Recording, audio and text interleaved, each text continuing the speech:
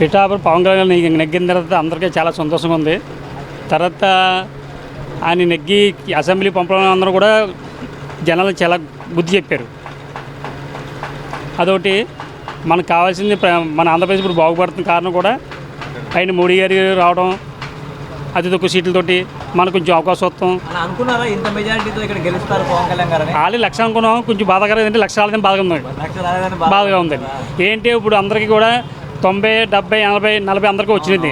ఆ రంగు లెక్కేసుకుంటే ఇది తక్కువగా కనపడుతుంది. మాకు బాధగా అనిపిస్తుంది. మాకు అదొకటి కొంచెం లోన్ అనిపించింది నాకైతే చాలామంది కూడా అలా అనిపించింది. మేము అనుకునేది లక్ష చిల్లర మెజార్టీ రావాలని అనుకున్నాం. మేము లక్ష రాలేదని కొంచెం బాధగా అనిపించింది. కాకపోతే ఏంటంటే మాకు చాలా ఆనందంగా ఉంది ఆయన నెగ్గినందుకు. 21 సీట్లు గెలుస్తారు అని అనుకున్నారా మీరు? అనుకున్నామండి. 21 సీట్ వస్తుందని కంపల్సరీ అనుకున్నాం. అలాగే అనుకుని వచ్చిందండి కంపల్సరీగా. ఒకప్పుడు పిఠాపురం అంటే ఎవరికి తెలియదు. ఇక్కడ ఇప్పుడు వరల్డ్లో సగానికి మంది తెలిసిపోయింది. అది పిఠాపురం చేసుకున్న ప్రజా అదృష్టవంతులు అండి. మళ్ళీ గతంలో భీమవరం కానివ్వండి, గాజువాక కానివ్వండి, ఎందుకు వదులుకున్నారు అంటారు వాళ్ళు దురదృష్టకరం అంతే అండి. వాళ్ళ దురదృష్టకరం వాళ్ళది అంత తప్ప వాళ్ళు పోగొట్టున్నారండి. ఈ అవకాశం వాళ్ళు పోగొట్టున్నారు.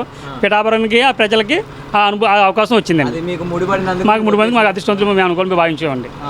అదే మళ్ళీ గతంలో వంగగీత ఉన్నప్పుడు ఎలాంటి డెవలప్మెంట్ జరిగింది అన్న? అసలు వైసీపీ ప్రభుత్వంలోనే డెవలప్మెంట్ లేదండి. అసలు ఇప్పుడు వంగగీత పక్కన పెట్టండి. పాపం ఆవిడ తప్పట్టాక ఏం లేదండి. అతను నాయకుడే సరైన నుండి నడిపించలేకపోయాడండి. నాయకుడు బాబులను వైఎస్ఆర్ పార్టీ నెగ్గిన తర్వాత అభివృద్ధి చేయలేదండి. ఇప్పుడు నాయకుడు ఇప్పుడు ఎమ్మెల్యేగా గుర్తింపు ఎలా వస్తుందని వాళ్ళకి పని లేనప్పుడు అతను పార్టీలో ఇలా అతను ఓడిపోతే కారణం మెయిన్ కారణం ఆయనండి. వైఎస్ఆర్ జగన్ పార్టీ నాయకుడే జగన్మోహన్ గారు ప్రాబ్లం అండి. అదే మెయిన్ మెయిన్ పాయింట్ అదండి.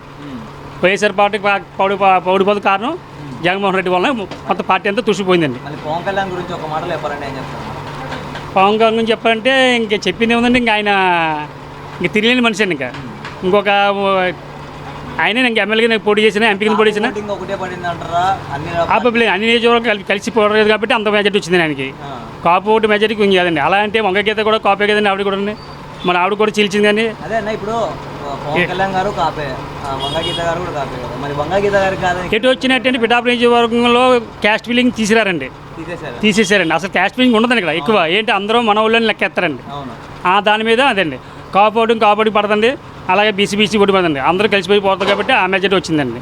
ఇప్పుడు ఆవిడ వంగగీత కాబట్టి ఆవిడ కూడా 50 సీట్ల మెజార్టీ ఆవిడకి వచ్చింది కదండి. ఆవిడకి 50 సీట్లు ఉంటాయి ఓటింగ్ అండి. అదే మరి కాపు ఓటు పడింది పక్కన అన్ని లెక్కేస్తే ఈ లెక్కని మొత్తం అంతా ఇనికి రావు కదా ఓటింగ్ అంతా. అక్కడ ఈ పిఠాపురం నియోజకవర్గంలో ఆ భావం ఉండదండి. క్యాస్ట్ ఫీలింగ్ భావం ఉండదండి. అందరూ సమాన హక్కుగా చూసుకుంటారండి.